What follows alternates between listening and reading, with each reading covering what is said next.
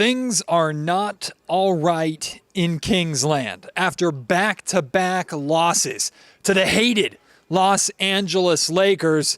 The vultures are swirling, the smoke is rising, speculation is abound. And are we seeing the beginning of the end of the DeAaron Fox era in Sacramento? Let's discuss right here on Locked On Kings.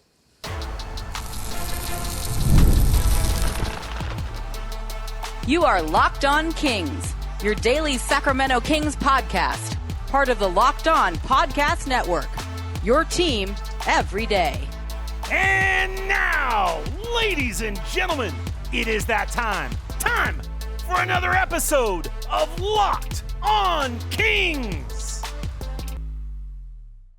Hello and welcome into Locked On Kings, your podcast hub for Sacramento Kings coverage all season long. Today's episode is brought to you by FanDuel. You can start the season with a big return on FanDuel. Right now, new customers can place a $5 bet, and you'll get $150 in bonus bets if you win that first $5 bet. Visit FanDuel.com to get started. My name is Matt George. I have the privilege of being your host here. I'm a Sacramento sports anchor and reporter at ABC 10 News. Back here inside of the Golden One Center, where the Sacramento Kings have lost again. The Kings are now 6-10 on their home floor. And to start this podcast, that's not going to be a very happy one, I'm warning you now. To start this podcast on a painfully low note, this stat provided by Frankie Cardicelli from Sacktown Sports 1140.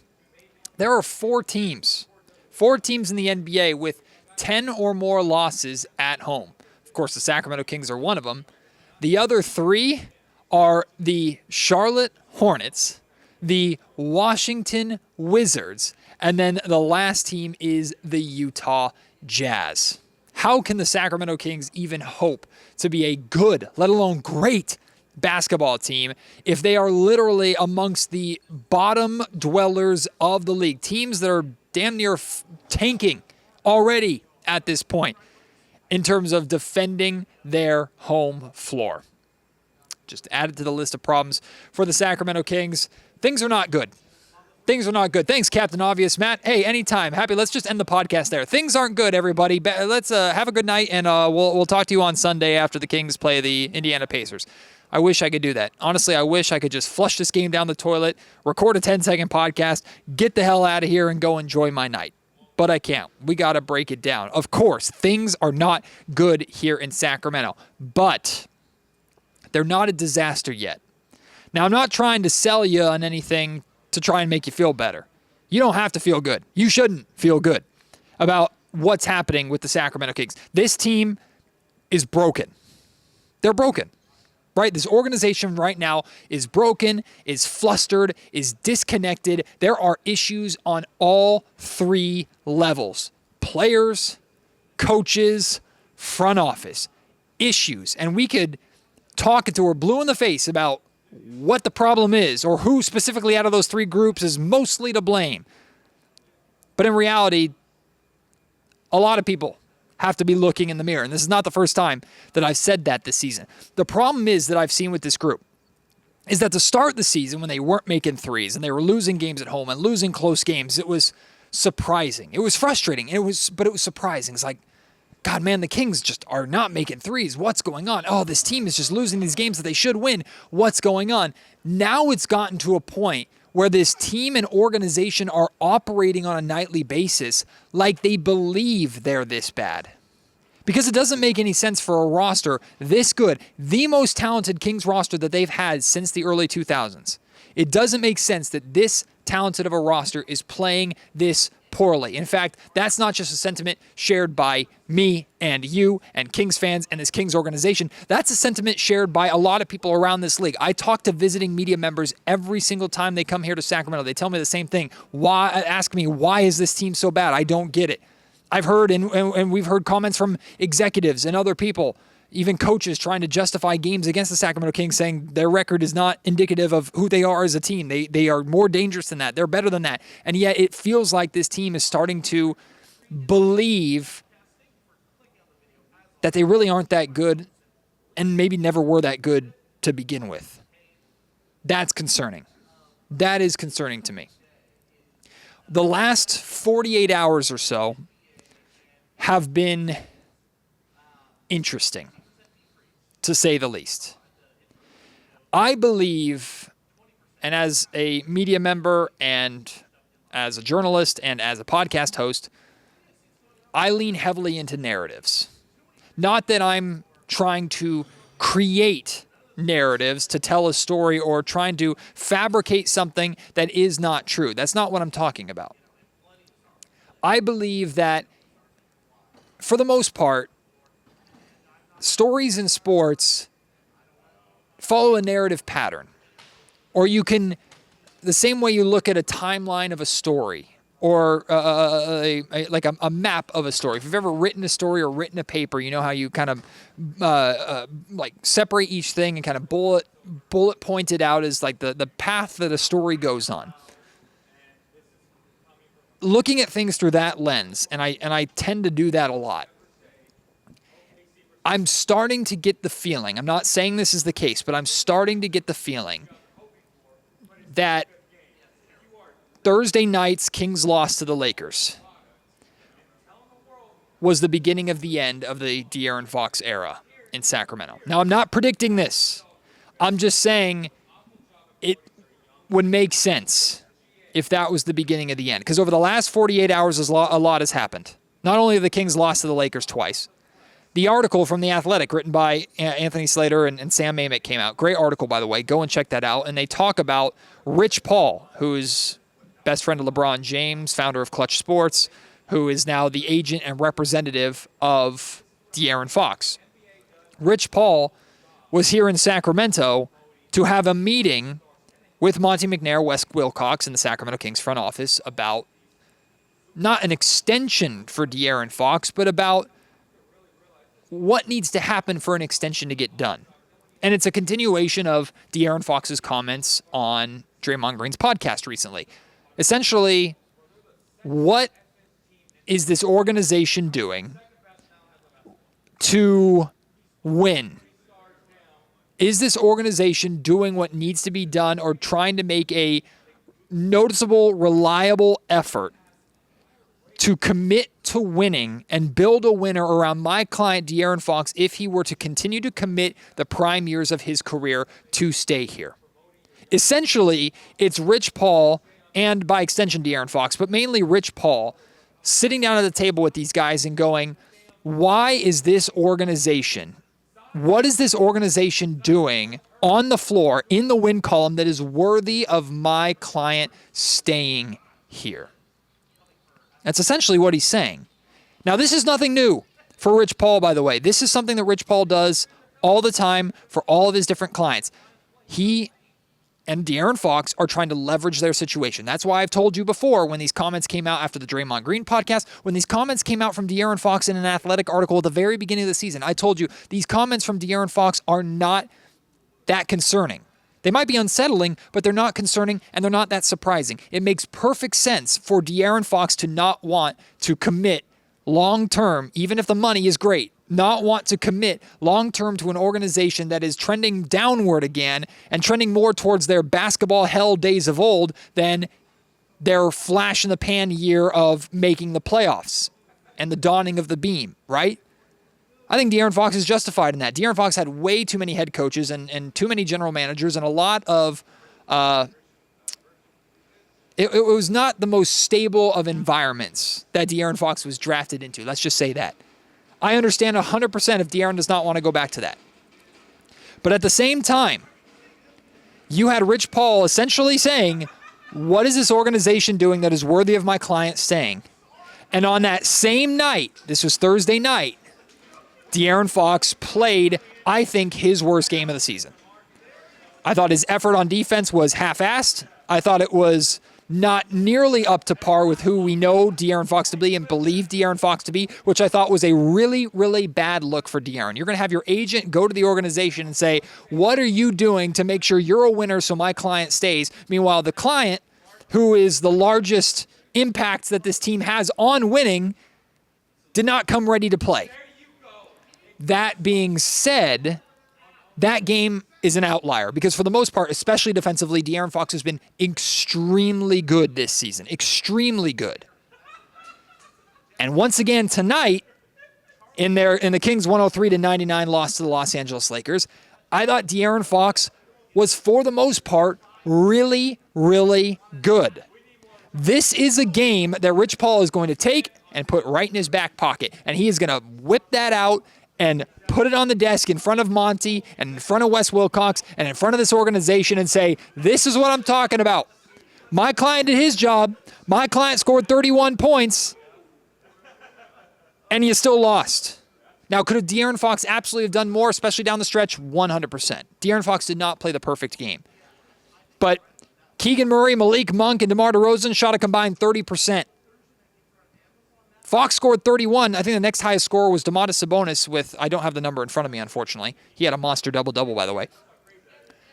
And the Kings lost. So this is a game where Clutch is going, see? Rich Paul's going, see? What are you going to do to get my guy more help?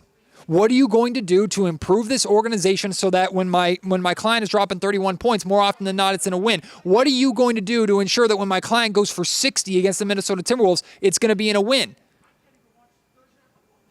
That's the reality of negotiations. That's the reality of the situation. And in this situation, just like in the modern NBA, the player has the leverage. The player has the power. Because DeAaron Fox leaving kills this organization a whole lot more, I think, than the organization walking away from the negotiations with Fox. Because even if Fox can't get as much money elsewhere that he can get in Sacramento, especially with a Supermax contract, we know Fox is going to get paid. He will be just fine.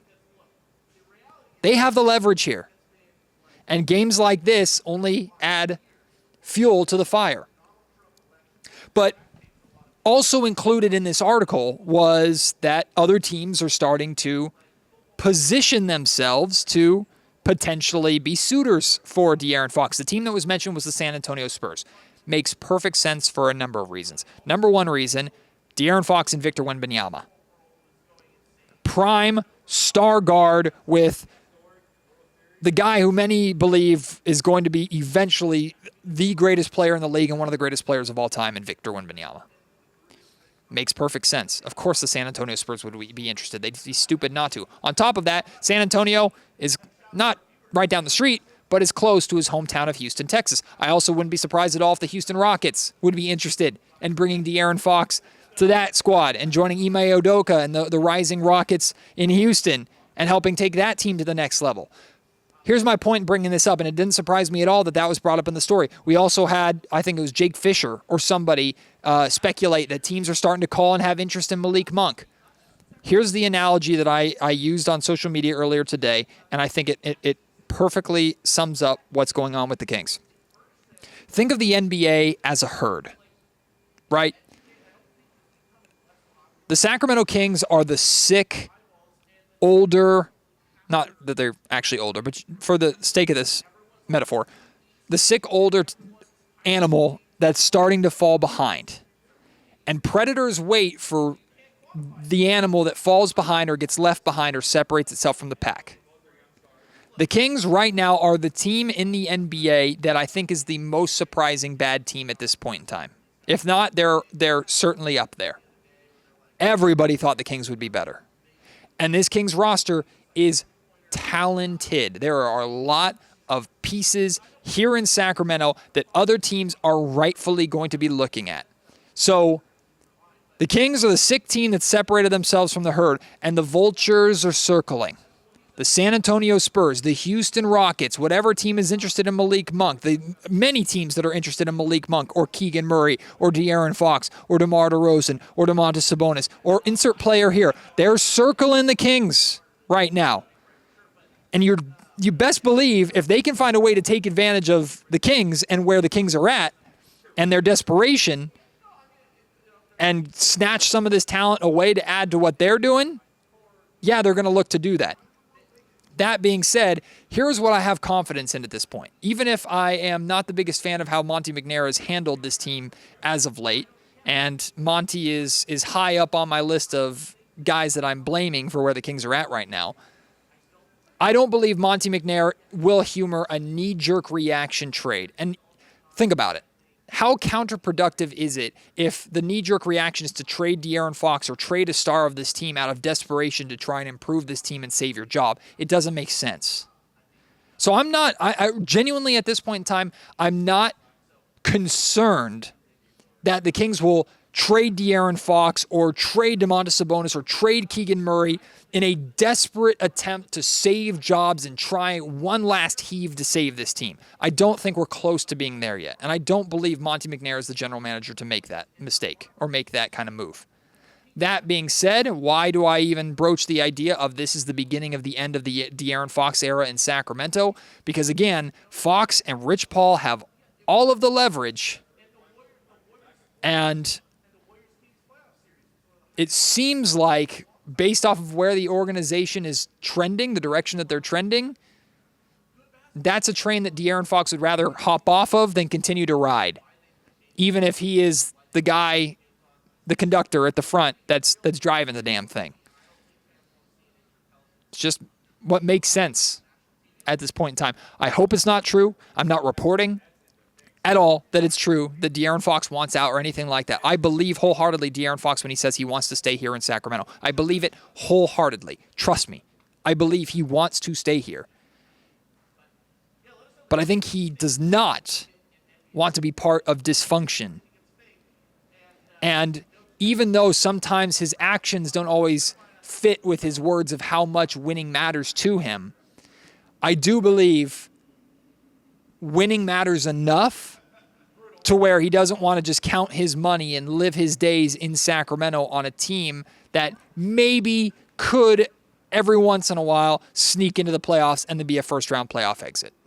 Today's episode of the Locked On Kings podcast is brought to you by PrizePicks. PrizePicks is the best place to get real money sports action with over 10 million members and billions of dollars in awarded winnings. PrizePicks has made daily fantasy sports accessible to all. You just pick more or less on at least two players for a shot to win up to 1,000 times your cash. That's a real number, 1,000 times your cash. Run your game all season long on PrizePicks, America's #1 daily fantasy sports app. Make your holidays bigger and brighter with PrizePicks, the best place to get real money action while watching your favorite sports. Again, you can now win up to 1,000 times your money on PrizePicks. The way it works, you take a game, a collection of games, a night in the NBA, a football Sunday, an NBA Sunday. You can do multiple sports at the same time, and you pick up to two, or at least two players, as many as 6 players, and a more or less on a specific stat. So let's say you did it for tonight, Kings and Lakers game. Let's say it was more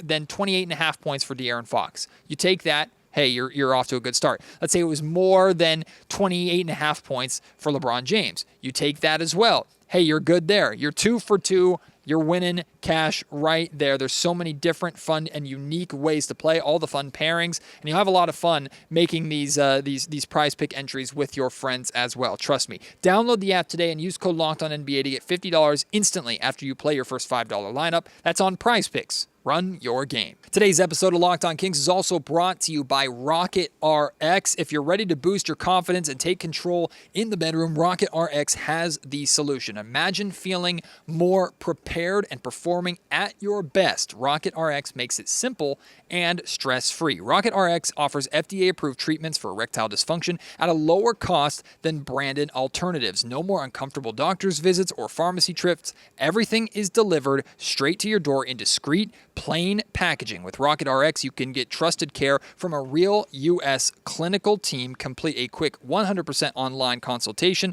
and you can get your free prescription today. Visit RocketRx.com to get started now. It only takes 2 minutes. Right now, our listeners can get 40% off of your first order when you use code LOCKEDONNBA. That's RocketRx.com. Code LOCKEDONNBA for 40% off your first order. Terms apply and conditions apply. Rocket RX. Better sex made simple. Here's one thing that I will give the Sacramento Kings as a team tonight credit for. They didn't let the Lakers break them. And what I mean by that is, in this first half, LeBron James was cooking.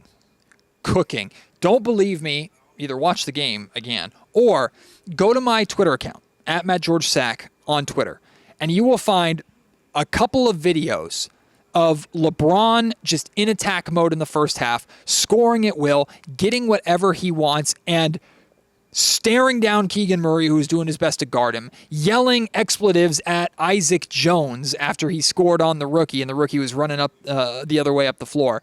LeBron James was the leader, but you name it. D'Angelo Russell, everybody. Rui Hachimura even a little bit, although not nearly as bad as Russell and LeBron. Everybody was talking.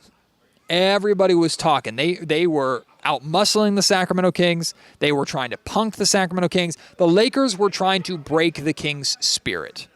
Now, the Kings didn't exactly clap back verbally and on the floor the same way they did against the Houston Rockets when the Rockets tried to punk the Kings in this building a couple of weeks ago.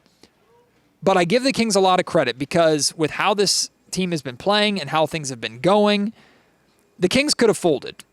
The Kings could have allowed that the Lakers' physicality and their talking and everything to break their spirit, and they didn't. They continued to fight. They kept this game close, and of course had the chance to win it at the end. Now, it's no silver lining. They still lost the game. The Lakers still got the last laugh. They're still 0-3 against the LA Lakers this season. So I'm not trying to sell you anything again. I'm not trying to make you feel any better. I'm just telling you, I noticed through the lens of my camera, zooming in on the reactions of the Laker players basically every single time they scored or every time they got a block on the defensive end. They were talking, you know what, and they were trying to get under the Kings' skin and trying to break the Kings' spirit, and the Kings did not break. They fought back continuously, and I believe the largest lead of this game for the Lakers was like 10 points that they got in the fourth quarter before Sacramento sparked a run of their own to try and steal this game late at the end. So I give the Kings credit for that. That being said, Kings lost in the clutch again.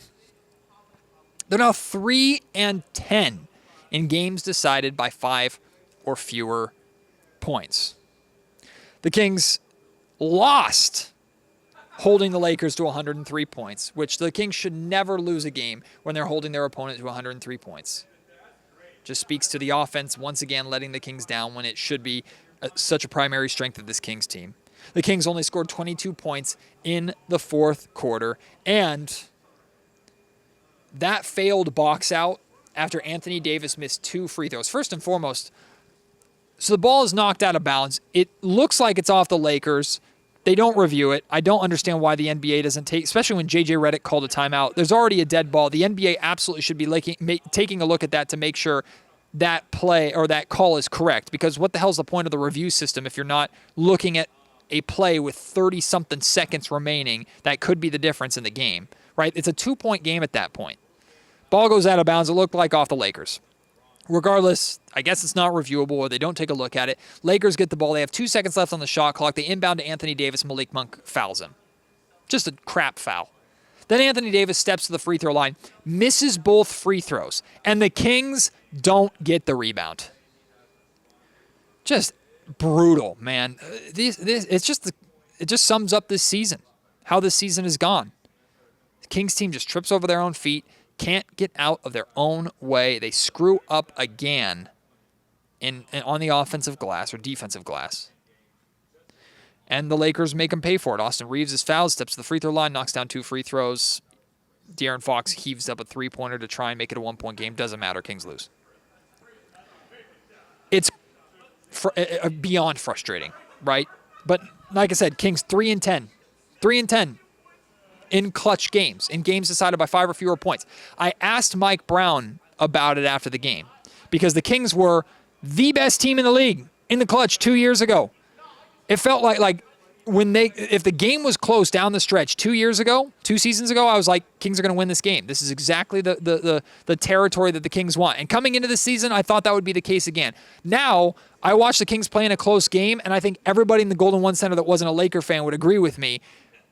The confidence in the Kings in those moments might be at an all-time low, at least with this Beam team era.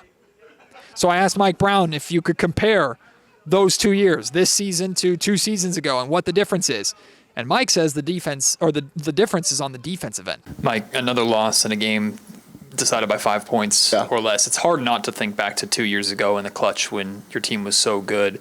Mm-hmm. Are you able to compare this year to that year? And is it as simple as, like you say, shot making, or is there something this year execution-wise that is not the same as 2 years ago when you guys were so good? No, so I would caution the shot making in the clutch. I can go back and look at it. I'm not sure what it is, but like we sat down and got stops in the clutch 2 years ago. And before tonight, even maybe before last game, but we're 6 offensively in the clutch, and that's shooting the ball the way we're shooting it. Now imagine if we as a team were shooting it close to 40% like we did from the 3 2 years ago. We'd probably be first in the clutch right now. But it's going to be hard to win games if you're 6th offensively in the clutch, but 21st, 22nd defensively in the clutch. We're not getting stops in the clutch, or we're not boxing out, coming up with rebounds. How many games have we lost because we couldn't box our man out and come up with a rebound? Now we're 3-10 in the clutch, and probably 4 to 5 of those games, we didn't give ourselves a chance because of the box out. And then maybe another 2 to 3 of those games, we just dribbled the ball off our foot or threw the ball out of bounds. So, even though we're not shooting the ball well, in my opinion, based on what I see, not only during the game and going back and watching it, based on the statistics to back it up, we have to do a better job of taking care of the ball. But more importantly, we got to defend and finish it with a rebound. And right now, we're not always doing that. So that would be my biggest concern going down the stretch of a tight ball game as opposed to making shots. Although I want to make shots. Like I said at the top of the show, today's episode of the Locked On Kings podcast is brought to you by FanDuel. Get ready to tackle the NFL action with FanDuel, America's #1 sportsbook, because right now, new customers can bet $5 and get $150 in bonus bets if you win. The FanDuel Sportsbook app gives you everything that you need to place live bets on the NFL, NBA, MLB, NHL, college sports, all in one place. So when you get a hunch in the middle of a game, you can check out the latest stats, view live play-by-play, and so much more on the exact same page where you place your bets. It's all right there in front of you. Visit FanDuel.com to join today. Again, you'll get started with $150 in bonus bets if you win your first $5 bet. That's FanDuel.com. Never waste a hunch and make every moment more with FanDuel, an official sportsbook partner of the NFL. Another soundbite that I wanted to play for you. This soundbite from DeAaron Fox. I asked DeAaron about, as a leader, like keeping that locker room together and how this team can get through adversity together. I actually really liked Fox's response. Hey, Fox. Mike has talked about facing adversity can actually be a good thing for a team, to strengthen a team. From you specifically in the locker room and just keeping the group together, is there anything specifically you're trying to do as a leader to keep everybody together through this? At some point, we have to, and this is something that we talked about before the game, like you have to find a sense of like enjoyment playing the game. Obviously we all want to win. Everybody needs to do whatever it takes to win, rather than making shots or doing the little things. But at some point, you have to have enjoyment winning or enjoyment playing. And then, you enjoy playing with each other. You enjoy going out there and doing the hard things. And then comes winning. Like there's never been, or at least not too many teams haven't been happy or smiling, playing with each other, knowing that you have each other's back, knowing that, if you get beat, you have somebody behind you that's going to take care of their business. And then that guy has trust in the guy behind him. And then it's a snowball effect with that. So you have to enjoy playing the game, period. And then you have to enjoy playing with each other. And I think, we have to find that sense of enjoyment. Fox talking about enjoying basketball again. Maybe it's not what you want to hear after a third straight loss and a second straight loss to the LA Lakers and when things are reeling and falling apart right now. But I understand Fox's point completely. This Kings team, the way they play, an offensive brand of basketball, moving the basketball, getting up and down the floor, raining down threes, playing off of each other, pick and roll, sharing, read and react. The way the Kings play is supposed to be a fun brand of basketball. And of course, it does not look like the Sacramento Kings are having any fun playing. Of course, losing is not fun. But I get what DeAaron Fox is saying here. If the Kings were playing with more fun, enjoying themselves more on the floor, they probably would be having better results. And while I do 100% agree with what Mike Brown is saying and pointing out the little details and stuff like that, I do think, in fact, there was a listener that reached out to me via email and asked me about this, and I thought it was a really, really good point. There is, at times, like doing too much or oversaturating or focusing too much on the details and not just hooping. And while the Kings can't just throw out the details that they are struggling with, because like we just talked about, a detail of boxing out to secure a rebound off of missed free throws that directly costs you the game. Like, that's a detail that you have to focus on. But if I think the Sacramento Kings team would play infinitely better if on the floor they started to enjoy playing together again more. I do agree, by watching them, the eye test will tell you that this team is in their own head right now, and they're not enjoying the game as much as they should be. And I think finding a little more enjoyment, like Fox is talking about, would lead to some more wins for this team. So I'm sitting on the suite level of the Golden One Center right now. The grand entrance with the massive hangar door windows is right in front of me. I'm looking out into Doco. I'm looking straight out right now at the Sawyer Hotel. And inside the Sawyer Hotel right now is Tyrese Halliburton and the Indiana Pacers. And I guarantee you, Tyrese Halliburton is licking his chops. I have this image of Tyrese maniacally laughing and rubbing his hands together like an old-fashioned cartoon villain. Right? Because even though the Indiana Pacers are not playing great basketball either, the Pacers are 13-15, the Kings are 13-16, right? Now the difference is the Pacers are in 8th in the Eastern Conference because the East is easy mode compared to the West. But even with how bad the Pacers have been playing, Tyrese Halliburton is looking at the state of the Sacramento Kings right now, and like a shark smelling blood in the water, he should be ready to attack because the Pacers play the Kings tomorrow. We don't even know what shape Domantas Sabonis will be in. He was downgraded to questionable like 2 hours before this game tonight with his back injury that he's been trying to play through. Ultimately played. His back was clearly bothering him tonight. And on top of that, according to Mike Brown, he seemed to injure or tweak his ankle, stepping on somebody's foot, I think, at the end of tonight's game or late in tonight's game. So who knows if Domantas Sabonis even plays tomorrow. But regardless, Tyrese Halliburton, you best believe, still carries a little bit of a chip on his shoulder for being traded and how this organization treated him. Not that they treated him poorly or anything like that, but look, we know what motivates these players, and Tyrese was traded. The Kings traded Tyrese. The Kings decided that they would be better by moving on from Tyrese Halliburton. And we know Tyrese has worn that, even if he's tired of talking about it. I don't think Tyrese would admit it, but from what I understand of who Tyrese is and the competitor that Tyrese is, you best believe he's looking at the state of the Sacramento Kings right now and going, I can go into the Golden One Center and I can break their spirits. I'm ready to ball out. I am ready to have another chance to make them regret ever getting rid of me. Not that he's not happy in Indiana. Quite the contrary. But that's what motivates these players, right? These guys are competitors. So I'm just warning you ahead of time. There is a chance that Tyrese comes into this building tomorrow and cooks Sacramento. Hands the Kings their 4th straight loss. Things feel even worse, and he looks fantastic, and we're feeling like even more crap than we already do. I'm just warning you ahead of time. It's a possibility. Now, I'm not predicting that. I'm hoping that the Sacramento Kings can get their you-know-what together and get a win tomorrow and avoid a 4-game skid, especially when all 4 of those games are on your freaking home floor. But it wouldn't surprise me.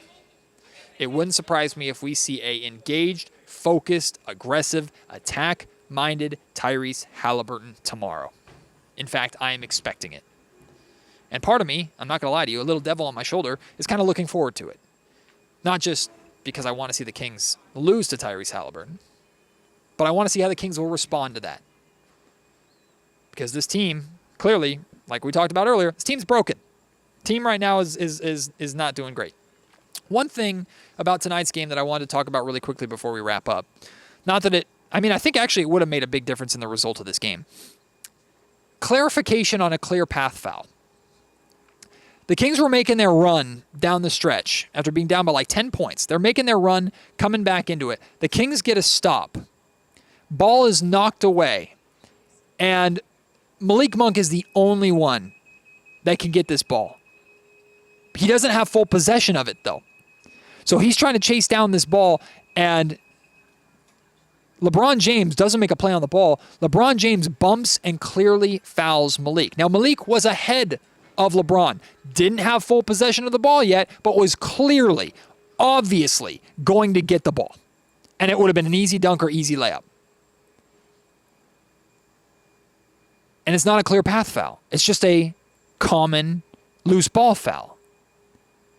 If that's the rule, that is an exploitable loophole that this league needs to look at. Because that says to me, if I'm a defender, that if I see a ball that's tipped away or a loose ball, and clearly I'm going to get beat by a speedier guard or someone who has the jump on me to go get that ball and have an easy layup or bucket in transition, all I got to do is push the dude or trip the dude. Hey, it's a common foul, incidental contact, or whatever. It's a common foul. How is that any different from blatantly fouling someone to stop their fast break opportunity? When I'm behind them, I have no chance to make a play. To me, it's the exact same thing. And how big of a difference would have that been for the Kings? The Kings would have gotten 2 free throws and possession of the ball if that was called a clear path foul, like I feel it should have been. But I guess the rule says it's not. I don't get it. I disagree with it. I don't get it. It's not the reason the Kings lost, but just, hey, another thing for me to be upset about or bothered about in tonight's game. Kings lose to the Lakers. They were 0-3 against the Lakers this season. That makes me grumpy. Now I want to hear from you. Your thoughts on DeAaron Fox and this whole situation with Clutch Sports. Your thoughts on how the Kings played tonight. What are you at? How are you feeling? At Matt George Sack on Twitter. Email me, mattgeorgesports@gmail.com. Leave your thoughts in the YouTube comment section down below. We'll be back tomorrow afternoon. Kings, Pacers, Tyrese Halliburton's revenge again? ? Or will the Kings get back on track and stop the downward spiral that feels like it's getting worse and worse and steeper as each day goes on? We'll see. No matter what, I'll have a post-game Locked On Kings podcast for you. Hope to see you then. Until then, my name is Matt George. You've been listening to the Locked On Kings podcast, part of the Locked On Podcast Network.